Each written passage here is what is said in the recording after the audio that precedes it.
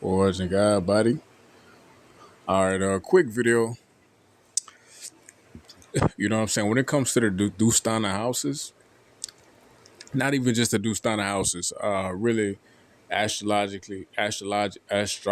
Wow, astrology. Period. Right. When it comes to astrology, period, to have a great foundation, it is very important to not get into the habit of bias or abiding by biased interpretation or general outlook. Like, you feel me? Like how people say, sixth house is bad, eighth house is bad, 12th house is bad, or this is a malefic, or you know what I'm saying, this is improper, you know what I'm saying, this is bad, this is some bullshit, you feel me, yada yada yada, etc. etc. Or this is good, you feel me, this is a benefic, this is an exaltation. Is these terms, they serve their own purpose and they are accurate in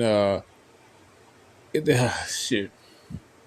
They are accurate according to a certain state, right? But you feel me? We often attribute the benefic or the malefic or the Dustana or whatever, at least people who practice astrology from a general level, they often attribute, you feel me, these terminologies to mean that this planet is only benefic, or this house is only malefic, or this is bad, this is good, and they do that from a general standpoint, and that is going to not get you to the underlying truth of the chart or what you're seeing, or it's going to stun, it's going to hinder your ability to make, you feel me, acute interpretations, right? So getting to the Dustana houses, right? 6, 8, 12, and third, you feel me? Some people say third house is Dustana as well, you know what I'm saying? But so all right, sixth house, right? Sixth house leads to the seventh house. Seventh house represents the union. Seventh house represents, the coalition. I shouldn't say coalition. The compromise, the partnership, the marriage, the holy matrimony. You feel me? It's where parties can come together and make life more enjoyable for the both of them, enrich the process of life for the both of them. You know what I'm saying? Amicability, peaceability, divine union. If you want to throw divine in there, you know what I'm saying. I ain't necessarily have to say divine, but basically, seventh house is a house as to where, you feel me, open hearts can unite for a common agenda. Everybody backs get stretched, everybody gets satisfied, you feel me, and it's great from a feeling and from an accomplishment standpoint, right? The generalities of the seventh house, right? But in order to get to the state of peace and union, in order to get to this place of I'm scratching this person's back, you feel me, and this person is scratching my back, you the ego has to know the activities of the sixth house, right? Does it have to know that? I wouldn't say for every scenario, but I would say for 9,999 times out of 10,000, the ego is going to have to know the afflictions, is going to have to know the wars, the cuts, the pricks, the disease. Is going to have to know the complications of the sixth house in order to get into the seventh house properly and to properly appreciate the matters of the seventh house, the union of the seventh house, the peace that the seventh house offers, right? So the sixth is the cleansing process, right? It's an internal cleanser just as much as it is an external cleanser, right? So the bills that you deal with, you know what I'm saying?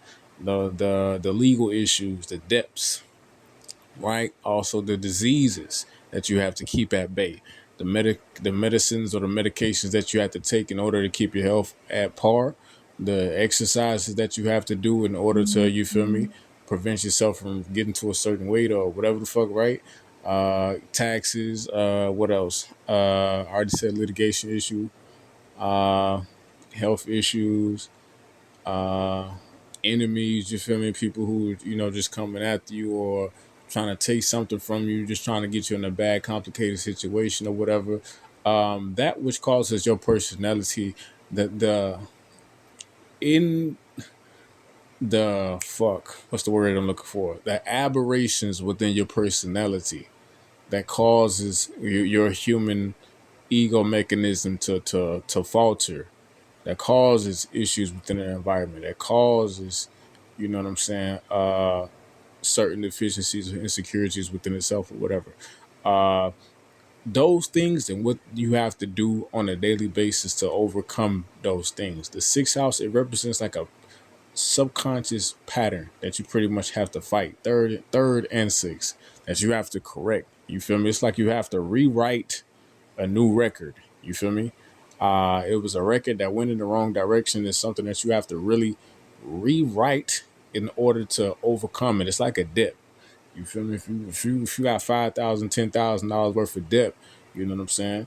In order to rewrite that and get out of debt, in order to overcome that particular situation, you have to do things that you're not necessarily used to doing. So saving money, right? You have to save more money. You might probably stop eating out as much, stop buying coochie as much, right? Not going to tell you to stop completely. You a man, you feel me, of your own kind. You do what you do. But you feel me, you're going to have to. I'm just talking shit. Let me stop talking shit. Let me stop talking shit. I'm completely joking with that. But anyway, right? You're going to have to step out of your normal subconsciously fulfilled patterns and create something that's more conducive to your being. And the sixth house, it all often comes with the energy of conscious denial, right? But if a person is able to enter that state of conscious denial, then they get to reap the reward and the fruit that comes after that, which would be great, which would be magnified. It is a house of investment, right? You know what I'm saying? A calculated investment, right? You have to be real intelligent. You have to be real sharp. You have to be real acute to detail in order to make it through or maneuver through the matters of the six, right? And basically, even though it doesn't feel the best in the sixth house, doesn't mean that this house in itself is bad. It's not bad.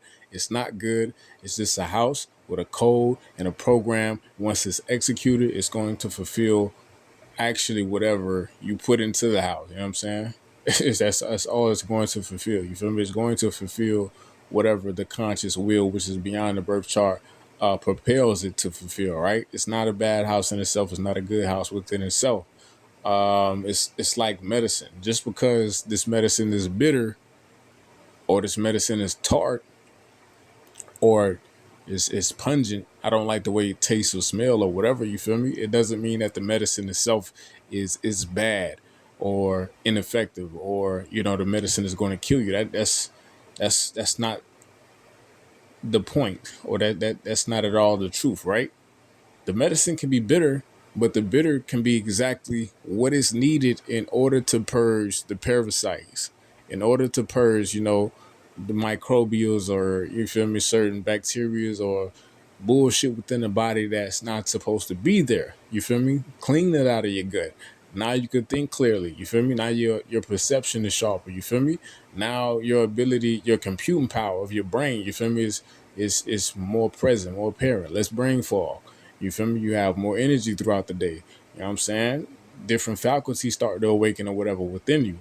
You feel me? And that can all or part of it can be attributed to maybe you taking a bitter medicine or some substance that doesn't taste the best. It's the same way with the Dusthanas houses or with anything that we like to call as malefic within astrology. You know what I'm saying? It's not about looking at it purely as good or purely as bad. The bad experiences can lead to the strengthening of the character, can lead to one being forced into a position to where they have to guard and reinforce the integrity of their own mind, their own being, their own self-sovereign will or whatnot, right? Well, a person takes sole custody and responsibility for their mechanism. You feel me? When they start to actually live and govern themselves as, God or son of God or, ill in the flesh, whatever you motherfuckers want to call it, right? It's the bad experiences, maybe going through a certain health circumstance or maybe going through a bad relationship or maybe going through a betrayal of some sort or poverty of some sort or whatever, right? These things can reinforce and sculpt the character in a beneficial way. Now, does this automatically and always happen? Of course not. You feel me? It's many people who go through bad experiences, and it just be bad experiences. They just be even worse people, robbing and killing and beating bitches or whatever. You feel me? That didn't really change their character; it just made it worse. You feel me? Is what it is. You know what I'm saying? But that's why I say once again, don't generalize houses, planets, signs. Don't generalize anything in astrology as being purely bad or good. It's very much a gray science. You know what I'm saying? What a million shades of gray, if you want to call it, right? But getting to the bad good thing, the opposite. You know, seeing good combinations within the chart. You know what I'm saying? Like, oh, he has this and this exalted conjunct in the 10th house or whatever. He's going to be, you feel me, very wealthy, extremely popular.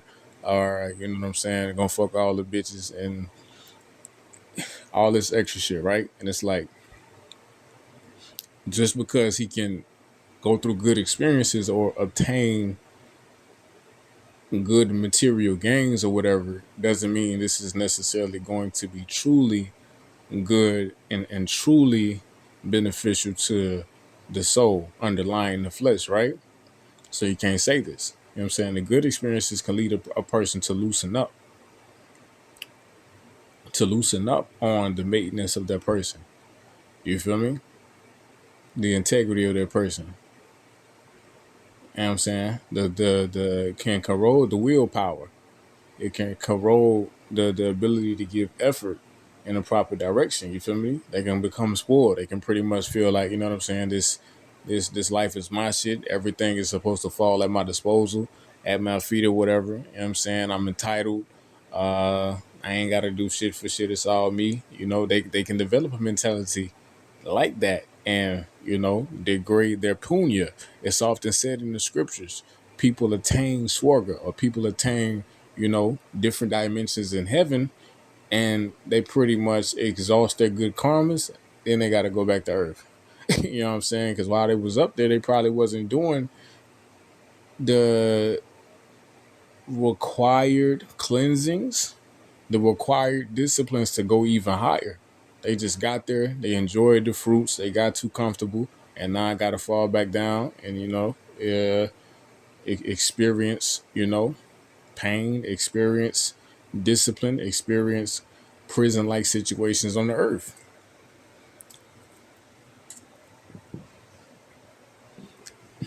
But yeah, that's the sixth house. Since this is a Dustana video, I'm pretty much do it for all the Dustanas and close this video out real quick. So the eighth house. Eighth house is the warfare. Eighth house is, you can call it hell or an abyss, right?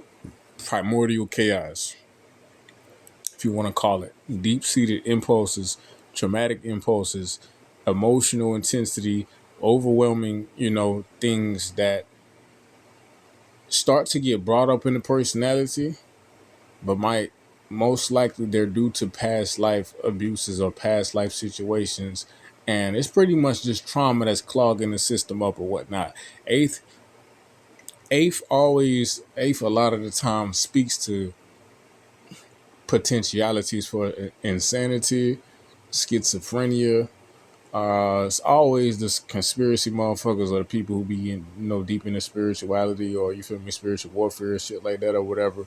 But it can cause showcase different traumas, deep level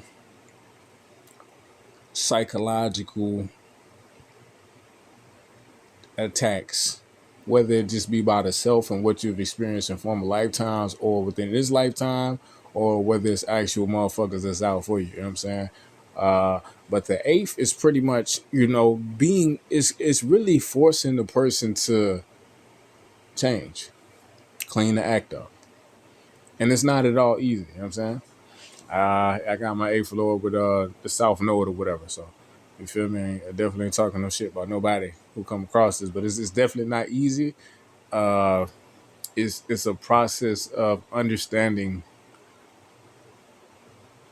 forgiveness, fearlessness, letting go of the blame, detoxification.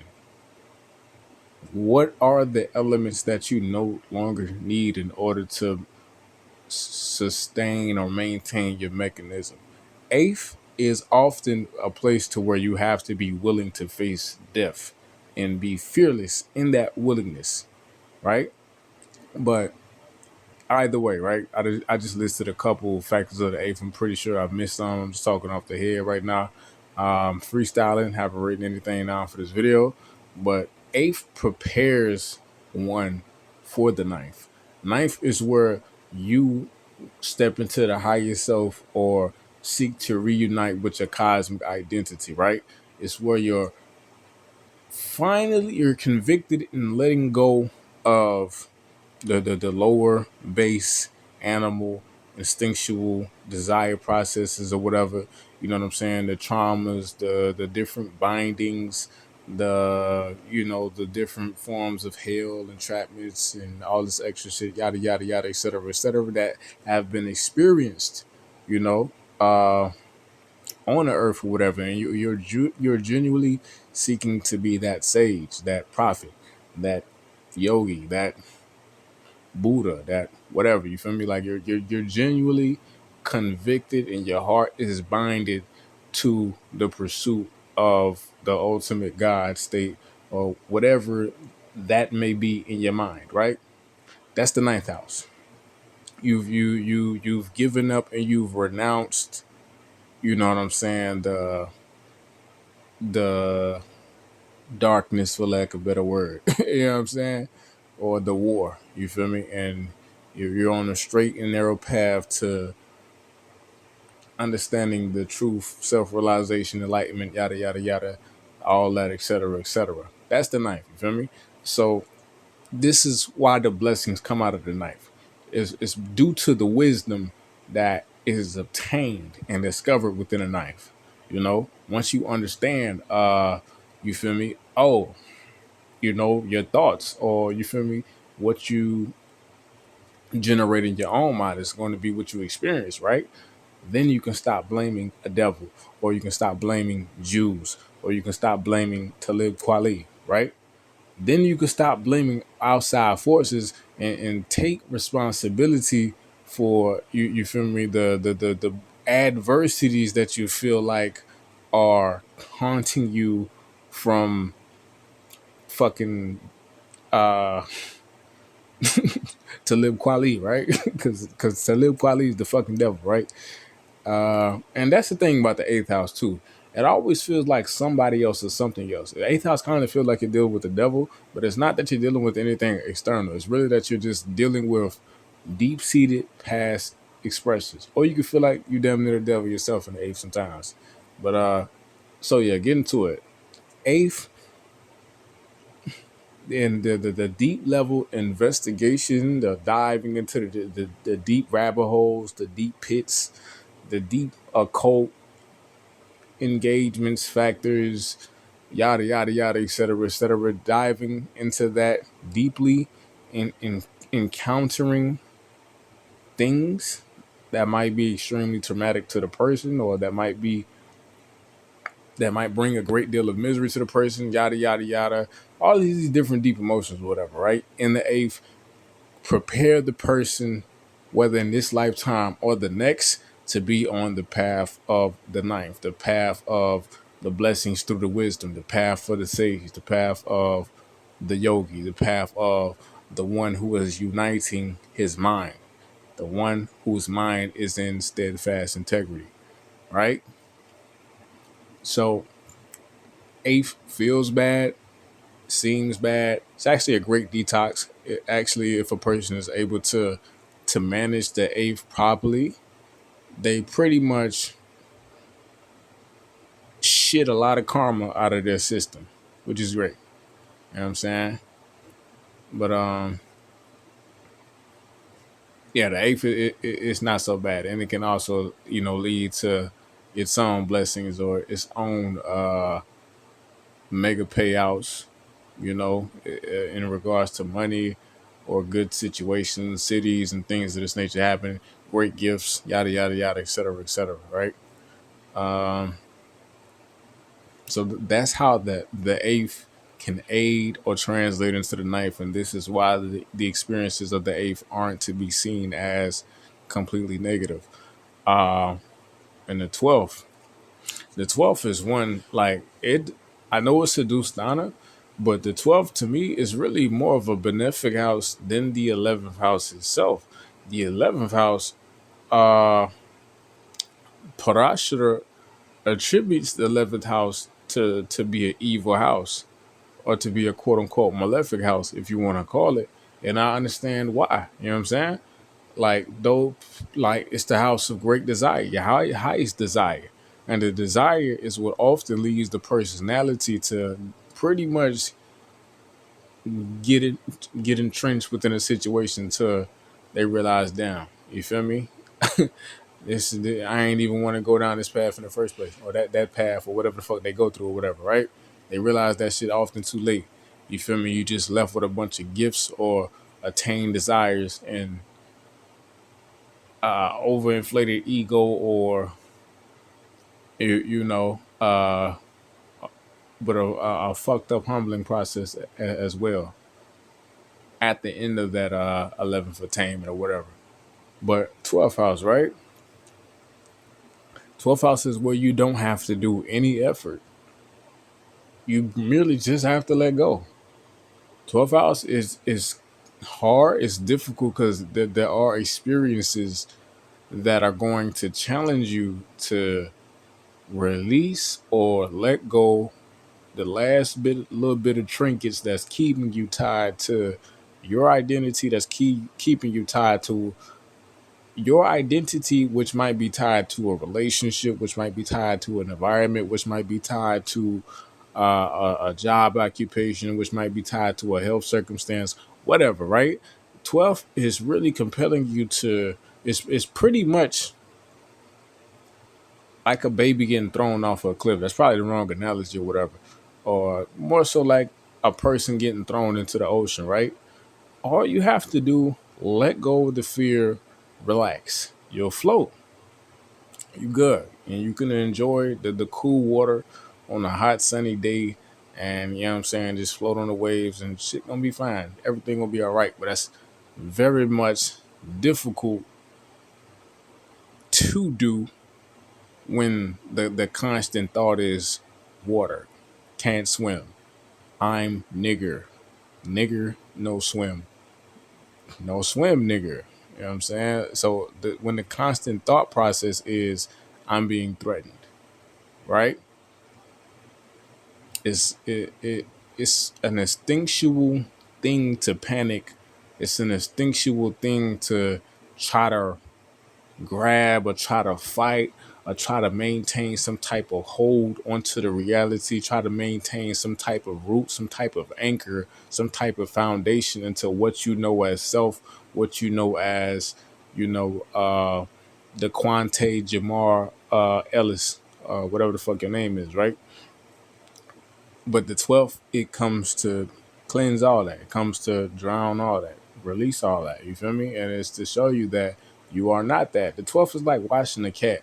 Like, you know what I'm saying? I've seen the videos like somebody be trying to wash a cat and the cat just gets a fucking going crazy, jumping all over the place, running out, screaming, scratching the owner, all this extra shit or whatever. And it's like, you're not going to die. You're not the dirt. I'm cleaning the dirt off of you. You feel me? You're absolutely and totally fine. Nothing bad is going to happen. But you see that within your own mind, the bad or whatever, and this is what causes the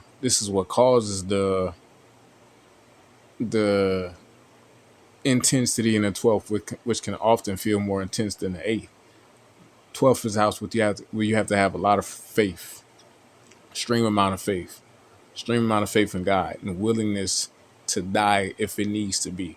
But if you have that, you won't die, and you'll be rewarded 30 times, 1,000 times, however many times over, especially if you're a deserving character, right? But yeah, those are the Dusthanas houses. I might do a part 2 or something, or I might just close the video out here. Origin.